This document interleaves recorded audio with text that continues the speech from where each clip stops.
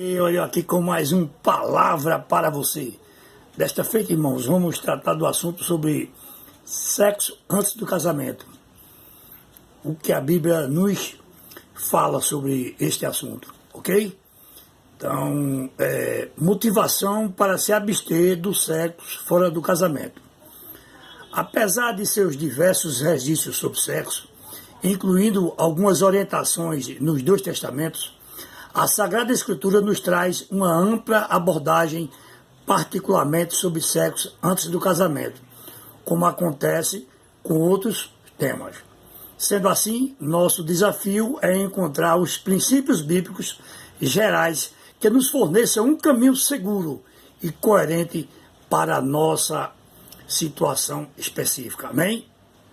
Então, no que diz respeito às atividades sexuais, a Bíblia é perfeitamente clara em apontar restrições.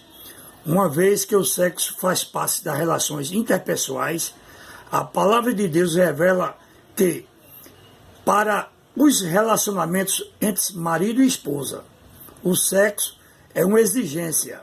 Está lá em 1 Coríntios 7, 3 ao 5. Já para os relacionamentos familiares, o relacionamento com o próximo, o sexo é proibido. Lá em Levíticos 18, aí você vê do 6 ao 18. E lá em Mateus 5, do 27 ao 30. Em vista destas restrições, as pessoas que namoram, independentemente da ideia que possuem, precisam compreender que o relacionamento que possuem é categoricamente falado pela Bíblia como sendo relacionamento com o próximo.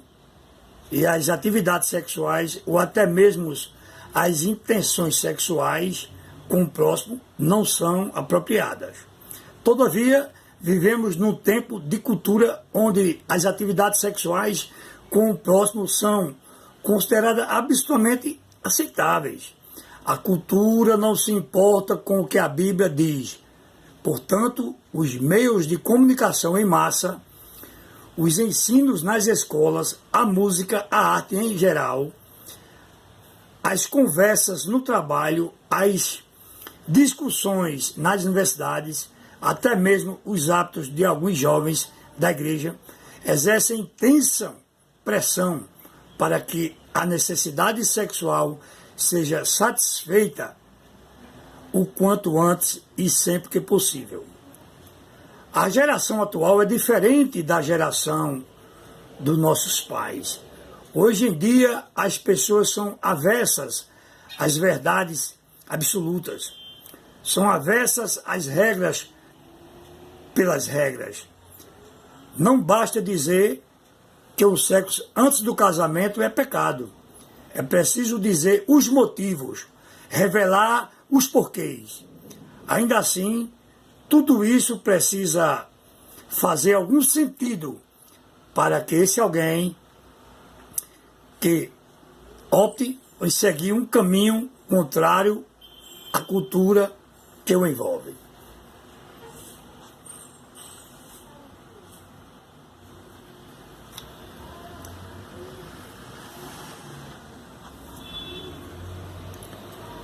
Não poucos argumentos que durante anos foram utilizados para afastar os jovens da tentação de praticar sexo antes do casamento são ineficazes, pois não transmitem o porquê realmente vale a pena aguardar o casamento para iniciar a vida sexual.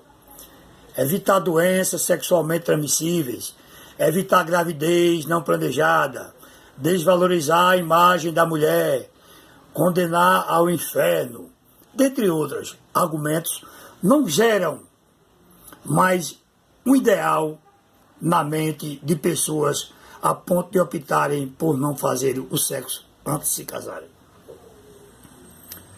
O que as pessoas precisam e sempre precisarão são os bons motivos para acreditar que realmente vale a pena aguardar o casamento. Para se lidar com esta realidade da geração atual, é preciso olhar para as Escrituras Sagradas, substituir o medo do inferno pela lealdade ao Senhor. Antes de tentar inculcar pavor, estratégia, característica da Idade Média, é preciso mostrar um ideal pelo qual deve-se lutar. Neste caso, perseverar a santidade e a pureza chamada de lealdade a Deus. Amém? A ruptura dos padrões divinos, qualquer que seja a área, é considerada por Deus como sendo uma atitude pecaminosa. A Bíblia revela que a intenção divina de que o homem e mulher vivessem tão próximos a ponto de serem confundidos um com o outro, isso deixará o homem, o seu pai, a sua mãe, iniciar a sua mulher.